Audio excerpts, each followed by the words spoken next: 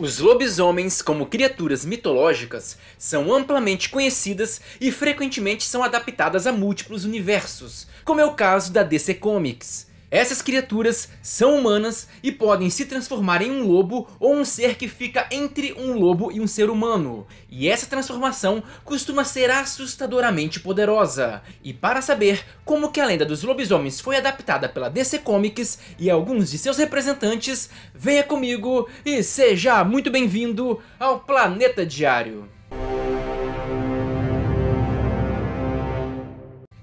E meus amigos, como muita gente gostou do meu vídeo sobre os vampiros da DC, eu resolvi dar continuidade a essa série, na qual eu falo sobre as criaturas mitológicas desse universo. E portanto, se quiser que eu fale de alguma outra criatura, deixe nos comentários, e também veja o meu vídeo sobre os vampiros. E óbvio, se for possível, deixe o seu like. Mas agora vamos ao assunto principal do vídeo. Os lobisomens da DC são muito parecidos com os lobisomens das lendas, tendo um aspecto híbrido entre um homem e um lobo, só que gigantesco. Só que o que transforma uma pessoa em um lobisomem ainda é um mistério. Aparentemente, existe uma doença chamada licantropia, que faz com que as pessoas virem um lobisomem. Mas essa doença nunca foi bem explicada, então não se sabe se ela é uma alteração genética ou um micro-organismo. Mas como, em alguns casos, a pessoa se transforma em lobisomem após ser ferida por outro lobisomem, acredita-se tratar de uma doença infecciosa. Mas não se pode descartar a possibilidade de ser multifatorial, ou seja, de ter mais de um fator envolvido. Em resumo, pode ser que exista um micro-organismo, mas também algum fator genético, já que muitos lobisomens nunca entraram em contato com outro lobisomem. E em um dos casos, a transformação aconteceu após o contato com uma pedra radioativa, e vocês vão entender mais pra frente no vídeo. Além disso, é possível se transformar em lobisomem por meio de maldições, e isso reforça a ideia de que existem vários fatores envolvidos na transformação. E também existem seres que não são lobisomens, mas que podem se transformar em lobisomens, como é o caso de alguns personagens que acessam o vermelho. E o vermelho é uma força elemental que dá poderes animais para personagens como o Mutano. É exatamente igual o verde, que dá os poderes vegetais para o monstro do pântano. Mas então, por mais que esses personagens que acessam o vermelho possam assumir formas de lobisomens, eles não são considerados lobisomens. Mesmo porque eles conseguem se transformar em vários outros animais. Mas uma outra semelhança muito interessante com relação aos lobisomens é o fato deles terem vulnerabilidade à prata.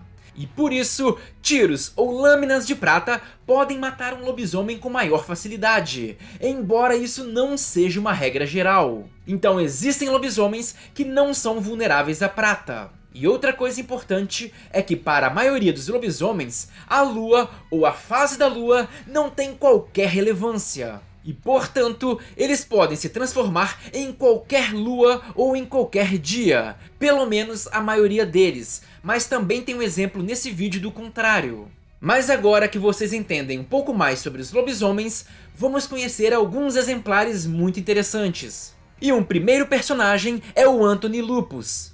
O Anthony era um atleta praticante de decátulo, que começou a sofrer com fortes dores de cabeça, até que um dia resolveu procurar um médico meio doido, que testou nele um medicamento experimental, que usava soro de lobos. E foi após testar esse soro que ele se transformou em lobisomem. E segundo esse médico, era a licantropia que estava fazendo ele sentir essas dores de cabeça. E foi essa doença que reagiu com o soro dos lobos, completando a sua transformação. Então, segundo ele, a culpa não foi do remédio. Mas para mim tem algo estranho aí.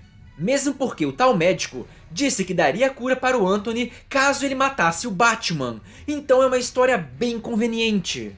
Porque veja bem, ele pega um atleta, transforma em um monstro super poderoso e depois fica chantageando o cara com uma suposta cura. Cara, isso é muito conveniente. Ah, agora eu entendi! Agora eu saquei! Agora todas as peças se encaixaram! Mas o fato é que inicialmente ele aceitou e foi um baita adversário para o Batman. Mas depois ele se isolou por medo de machucar alguém. E um outro lobisomem muito importante é o Warren Griffin, que foi um soldado que lutou na Segunda Guerra Mundial e que no meio desse conflito foi ferido. E durante os exames e o tratamento, foi descoberto que ele tinha licantropia. E depois de alguns experimentos, ele começou a se transformar em lobisomem. Só que de início, ele não controlava sua transformação, o que era um baita problema. Mas com o tempo, ele conseguiu manter a consciência mesmo transformado. E após isso, ele passou a fazer parte de um grupo chamado Comandos de Criaturas. E um terceiro lobisomem da lista é o Kyle Abbott. E ele é um caso especial por não ter o diagnóstico de licantropia. O Kyle era um soldado de Ra's al Ghul, mas depois passou a seguir uma outra personagem chamada Whisper, e entrou em um grupo de vilões chamado Intergang. E dependendo da versão, foi um soro que deu as suas capacidades de metamorfose, o que permite que ele se transforme em lobisomem. E então, em alguns casos, o seu poder mais se parece com o do Mutano, só que mais restrito do que com os demais lobisomens dessa lista. E como não dá pra saber se ele acessa o vermelho ou se ele tem algum tipo de licantropia, eu coloquei ele nessa lista, mas a história dele é meio nebulosa. E também, ele já foi o líder de uma organização criminosa, e faz parte da galeria de inimigos da Bat-Família. Só que a história e o universo desse cara é bem complexo e eu precisaria de um vídeo só para ele. E por fim, eu vou falar de um dos casos mais interessantes, que é o do Laron. E você pode pensar, nossa, como que o nome dele parece com um nome kryptoniano, não é mesmo? Sim, e de fato parece muito, e isso porque ele é um kryptoniano. Pois é, ele é um lobisomem kryptoniano. E a forma que ele virou um lobisomem varia de acordo com a origem. Em um dos casos ele foi infectado por uma doença que o transformou em uma espécie de lobo. Em resumo, uma licantropia kryptoniana. Mas por outro lado, em uma outra versão, foi uma kryptonita vermelha que transformou ele. Então a transformação dele veio por causa de uma pedra radioativa. E por isso, nesse caso, parece mais uma alteração genética. E nessa versão também, a transformação dele parece ter relação com a lua. E como vocês devem imaginar, esse cara é o lobisomem mais poderoso. Pelo menos é o mais poderoso que eu conheço, pois ele tem todos os poderes kryptonianos em um sol amarelo, além dos poderes de lobisomem.